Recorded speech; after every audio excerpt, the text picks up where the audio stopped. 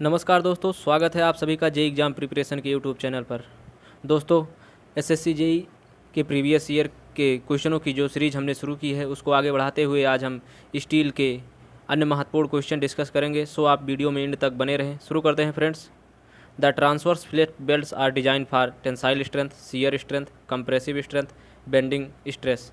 Friends, जो belt होते हैं वो चाहे ट्रांसवर्स हो या पैरेलल, दोनों को शियर स्ट्रेंथ के लिए डिजाइन किया जाता है। Correct answer for this question option B.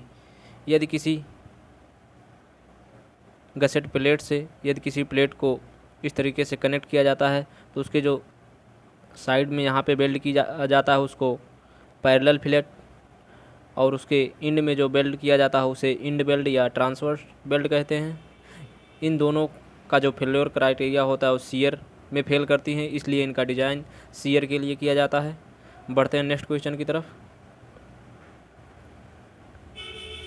Which of the following assumptions are made in the design of rivet joint? Rivets are straight equally. Stress in plate is maximum at midsection. Rivet hole is completely filled by rivet. Friction between plates is neglected. Friends, rivet joint में सभी rivets में जो stress होता है वो एक समान होता है, और उसमें जो स्ट्रेस का डिस्ट्रीब्यूशन होता है वो यूनिफॉर्म होता है। किसी भी पार्टिकुलर रीजन पर वो मैक्सिमम या मिनिमम नहीं होता है। ऑप्शन बी रिवेट जॉइंट के केस में करेक्ट नहीं होगा। Rivet holes is completely field by rivet. Friends, जो रिवेट होल होते हैं वो रिवेट उसमें रिवेट पूरी तरीके से फिल्ड होता है, और प्लेट और रिवेट के बीच में जो फ्रिक्शन होता है उसको नेग्लेक्ट किया जाता है। So correct answer for this question A, C and D, option number D. बढ़ते हैं नेक्स्ट क्वेश्चन की तरफ। Cold driven rivets range from 6 to 10 mm in diameter, 10 to 16 mm in diameter, 12 to 22 mm in diameter, 22 to 32 mm in diameter। Friends, जो rivet होते हैं वो mainly two type, cold driven rivet और hard driven rivet होते हैं। Hard driven rivet को riveting करने से पहले उनको हीट किया जाता है, जबकि कोल्ड ड्रिवन रिवेट को कोल्ड कंडीशन में ही रिवेटिंग किया जाता है। इसका जो डाया होना चाहिए वो किसी भी केस में 22 mm से अधिक नहीं होना चाहिए। जो इसकी रेंज होती है वो 12 से 22 mm होती है। So correct answer for this question option C. इसको अंडर लार्ज प्रेशर के थ्रू पे रिवेटिंग किया जाता है।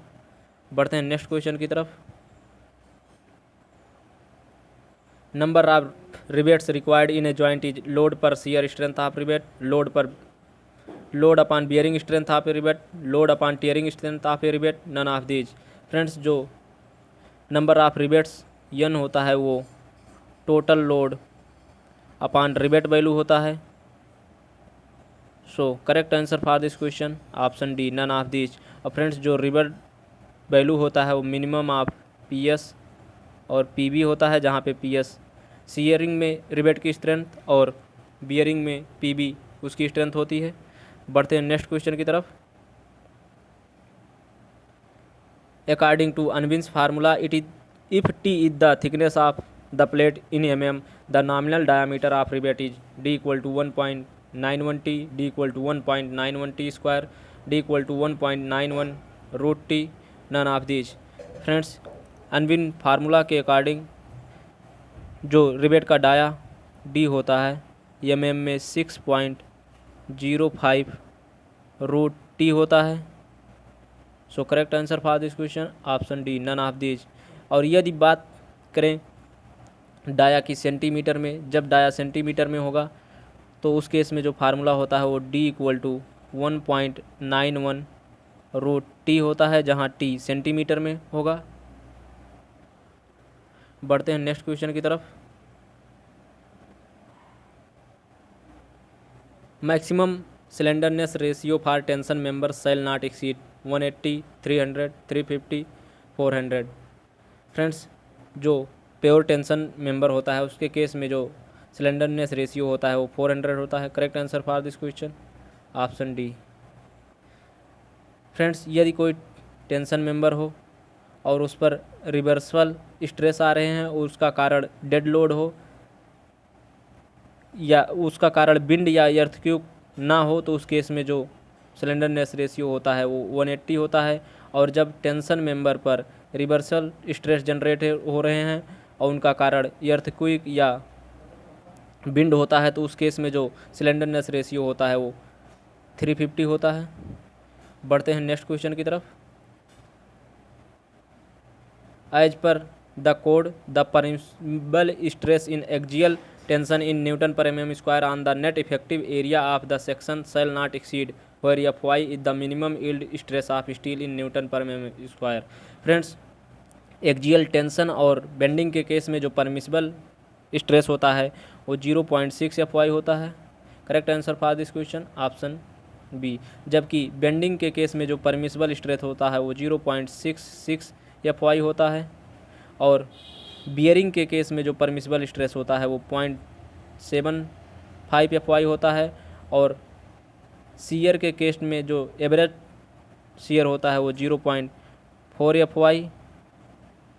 जबकि जो मैक्सिमम सीयर होता है टाउ मैक्स इक्वल टू वो 0.45 Fy होता है। बढ़ते हैं नेक्स्ट क्वेश्चन की तरफ। The maximum centre to centre distance between rivets in a tension member of thickness 10 mm is 200 mm, 160 mm, 120 mm, 100 mm। Friends, tension के केस में जो पिच होती है वो 16T या 200 mm, इन दोनों में से जो भी मिनिमम होती है उसके बराबर होती है। यदि यहाँ हम टी का मान 10 पुट करेंगे तो यहाँ से 160 या 200, इसमें से जो भी वैल्यू मिनिमम होगी वही उसकी पिच होगी। So correct answer for this question option B 160 mm। बढ़ते हैं नेक्स्ट क्वेश्चन की तरफ friend. Net sectional area of a tension member is equal to its gross sectional area plus the area of the rivet holes divide by the area of the rivet holes multiplied by the area of the rivet holes minus the area of the rivet holes. Friends, tension member के design में net area consider किया जाता है, जबकि compression member के design में grass area consider किया जाता है। टेंशन मेंबर के केस में जो नेट एरिया होता है वो gross area minus rivet hole का जो एरिया होता है उसके बराबर होता है। So correct answer for this question option D. बढ़ते हैं नेक्स्ट क्वेश्चन की तरफ।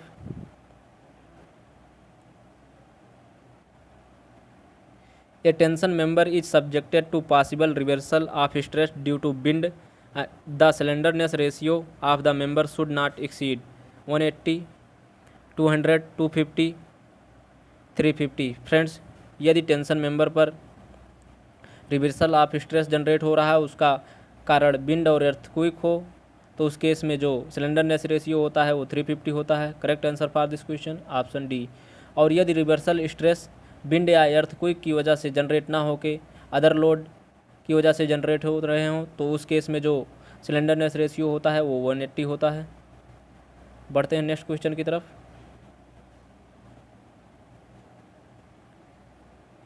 A single angle in tension is connected by one leg only if the area of connecting and outstanding legs are respectively small a and small b, then what is the net effective area of the angle? Friends, जब tension member सिर्फ एक angle connect होता है तो उस case में जो उसका नेट एरिया होता है वो A equal to small a plus k into b होगा, जहाँ पे k equal to 3a upon 3a plus b होगा। यहाँ से जब हम 3a कॉमन करेंगे तो वहाँ से 1 अपान 1 प्लस 0.33 बी बाई ए प्राप्त होगा। जब हम इस वैल्यू को यहाँ पर पिट करेंगे तो ए इक्वल टू प्राप्त होगा a plus 1 upon b upon 1 plus 0.33 b by a. So correct answer for this question option B 0.35 जो है वो लगभग 0.33 के इक्वल है। बढ़ते हैं नेक्स्ट क्वेश्चन की तरफ। Effective length of battened column is increase by 5%, 15%, 10%, 20%। Friends, जब हम कॉलम में बैटनिंग करते हैं तो उस केस में उसकी इफेक्टिव लेंथ 10% से इंक्रीज हो जाती है। Correct answer for this question option B. जबकि लेसिंग के केस में कॉलम की जो इफेक्टिव लेंथ होती है वो 5% इंक्रीज हो जाती है। बढ़ते हैं नेक्स्ट क्वेश्चन की तरफ। एज पर the code the slenderness ratio of the lacing bar for compression member should not exceed 80, 100, 145, 225। Friends, जो लेसिंग मेंबर होता है उसका जो सिलेंडरनेस रेशियो होता है वो किसी भी केस में 145 से अधिक नहीं होना चाहिए। Correct answer for this question option C. जब कॉलम की लेसिंग की जाती है उस केस में जो उसकी इफेक्टिव लेंथ होती है वो 5% से इंक्रीज हो जाती है। बढ़ते हैं नेक्स्ट क्वेश्चन की तरफ। फ्रेंड्स, एक column splice is use to increase length of column, strength of column, cross sectional area of column, none of these. Friends, जो कॉलम स्प्लाइस होता है उसका प्रयोग कॉलम के लेंथ को इंक्रीज करने के लिए किया जाता है। Correct answer for this question option A. बढ़ते हैं नेक्स्ट क्वेश्चन की तरफ।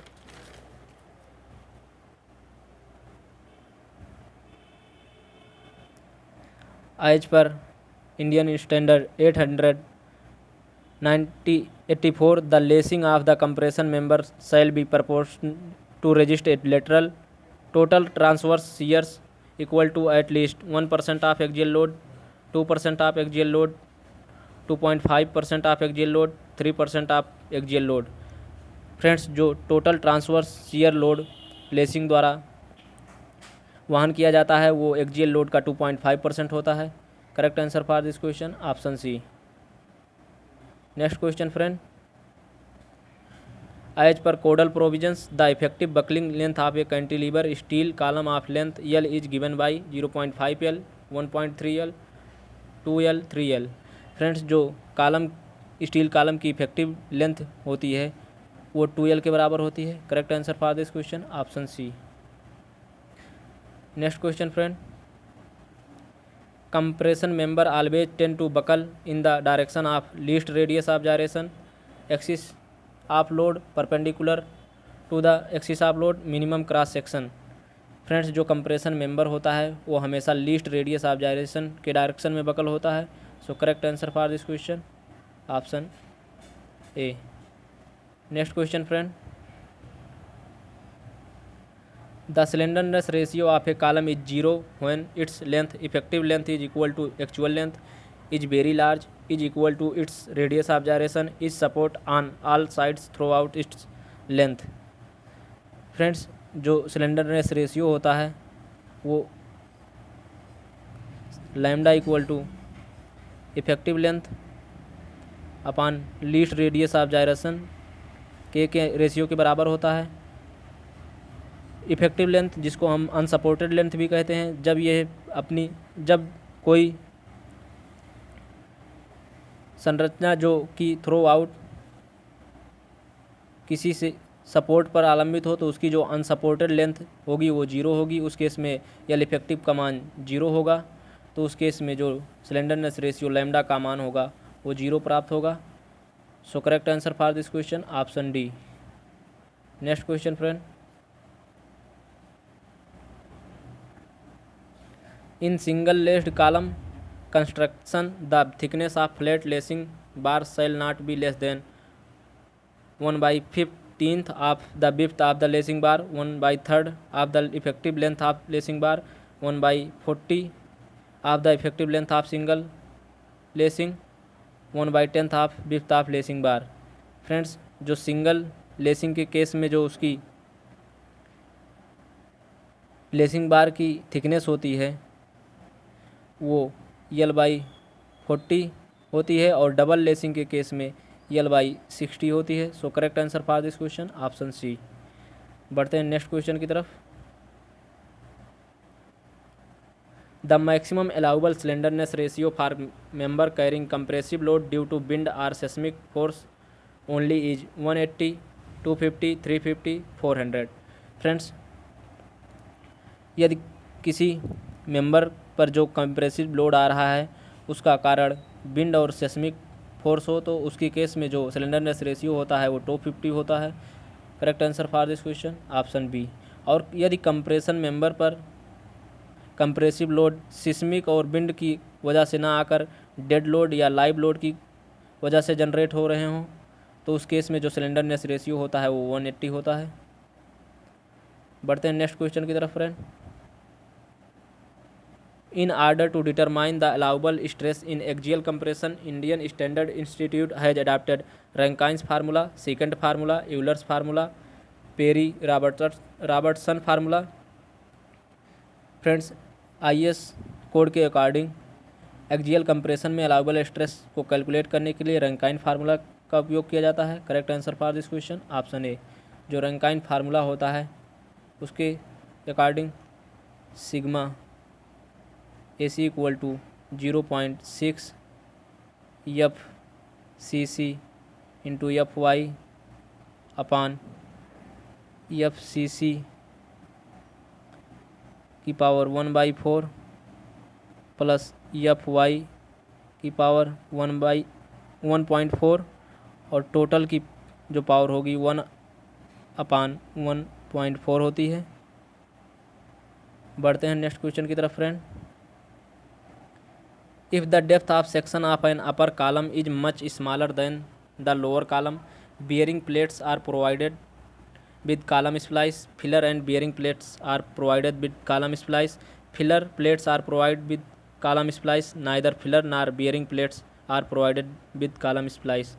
फ्रेंड्स, यदि अपर कॉलम का जो सेक्शन हो वो लोअर कॉलम के सेक्शन से बहुत छोटा होता है तो उस केस में फिलर और बियरिंग प्लेट्स दोनों प्रोवाइड किए जाते हैं। Correct answer for this question option B. और यदि दोनों कॉलम का जो क्रॉस सेक्शन हो वो सेम हो तो उस केस में फिलर और बियरिंग प्लेट की आवश्यकता नहीं होती है। यदि फ्रेंड्स ये कोई नीचे कॉलम का सेक्शन हो उसके ऊपर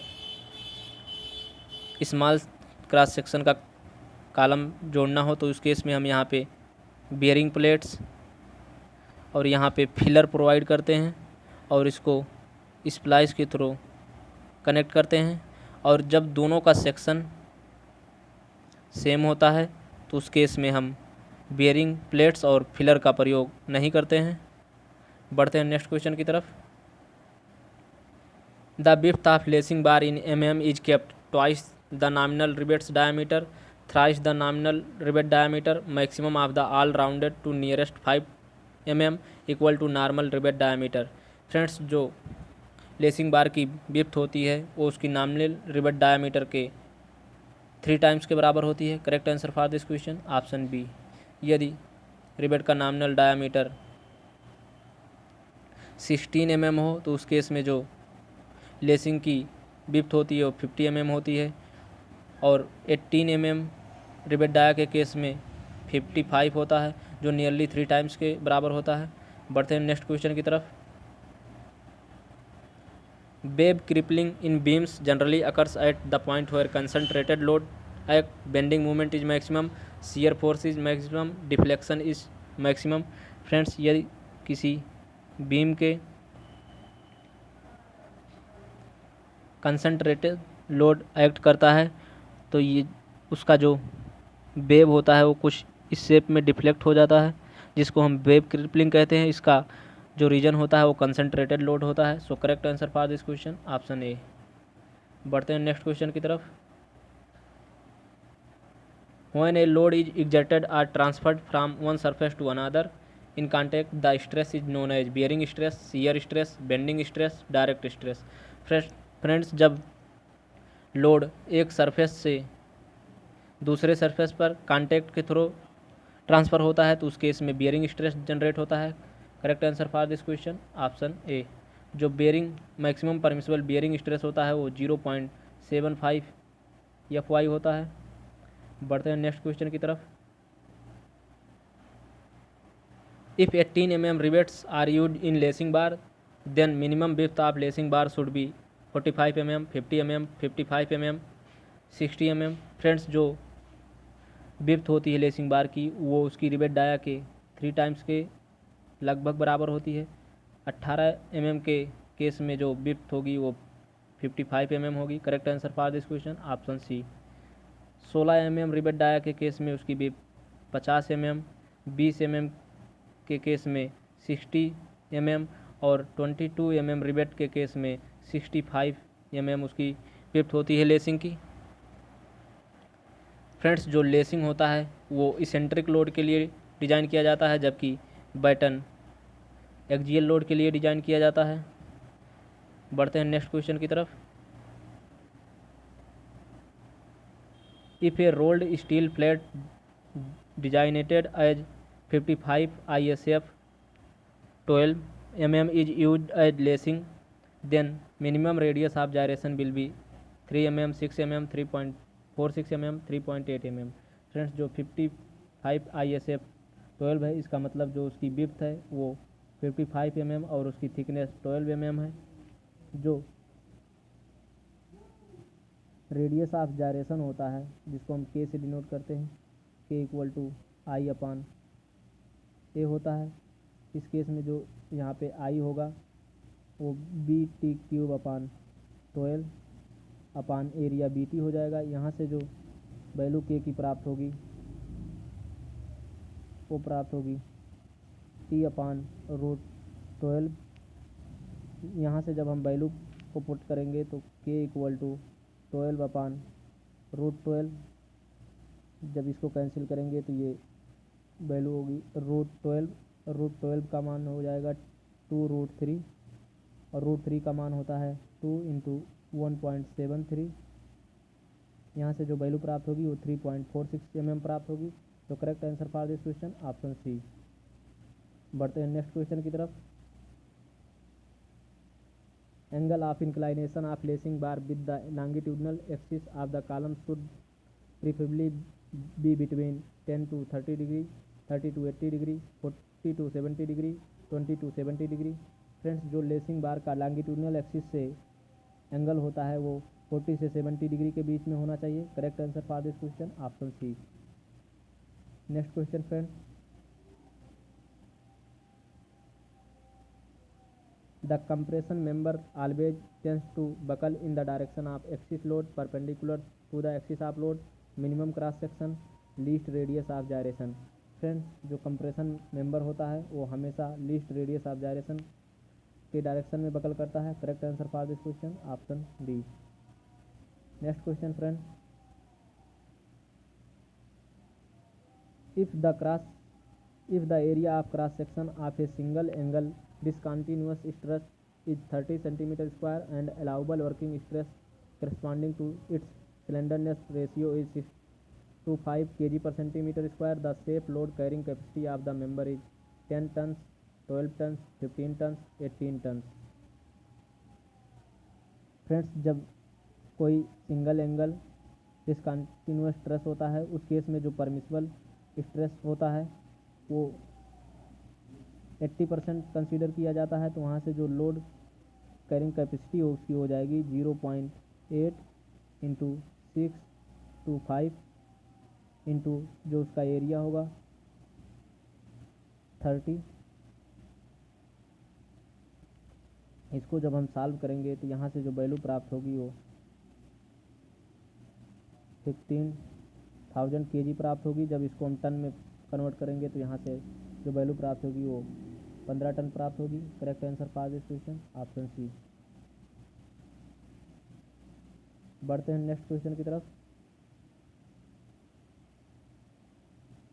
allowable working stress corresponding to the slenderness ratio of double angle placed back to back and connected to one side of a gusset plate is reduced to 50%, 60%, 70%, 80%।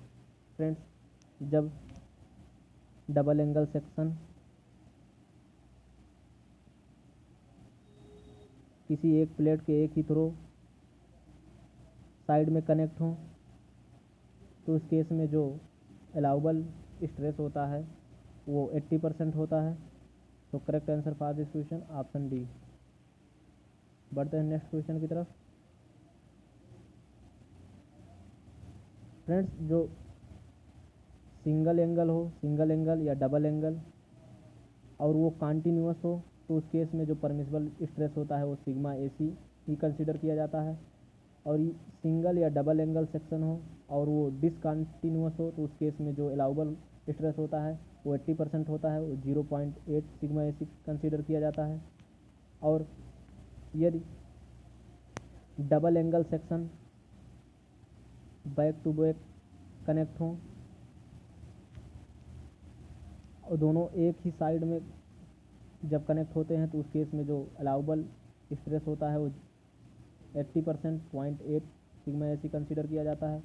और जब ये प्लेट के डबल एंगल सेक्शन प्लेट के दोनों side में इस तरीके से कनेक्ट होते हैं तो उस केस में जो स्ट्रेस होता है वो सिग्मा AC के बराबर कंसिडर किया जाता है।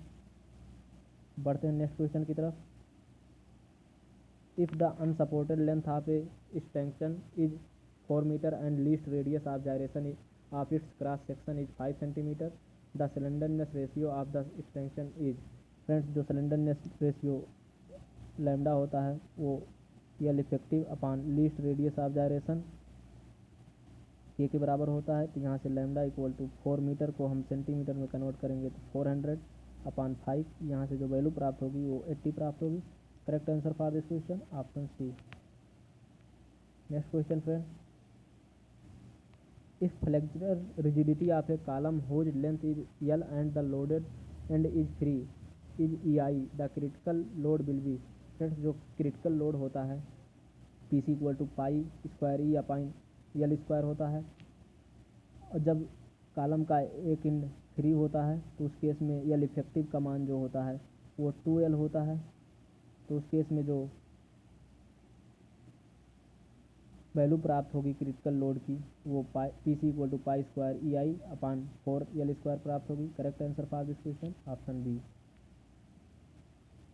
Next question friend,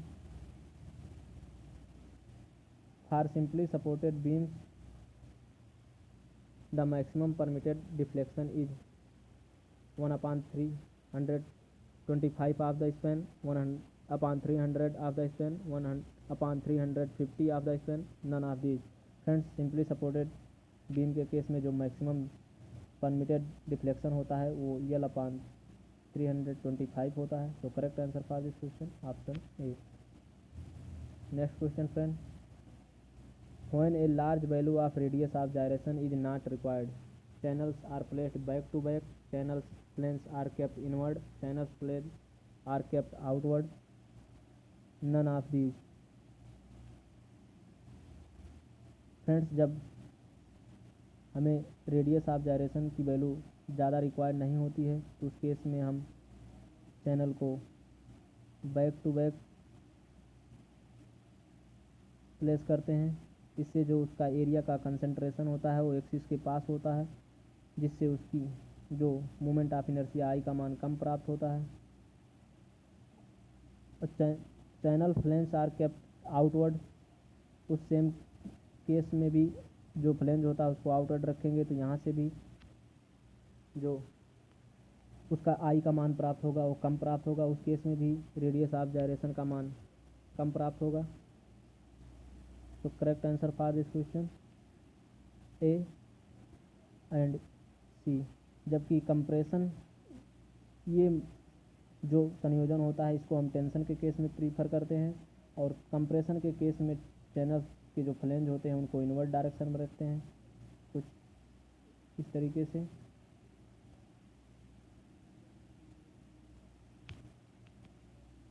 next question friend,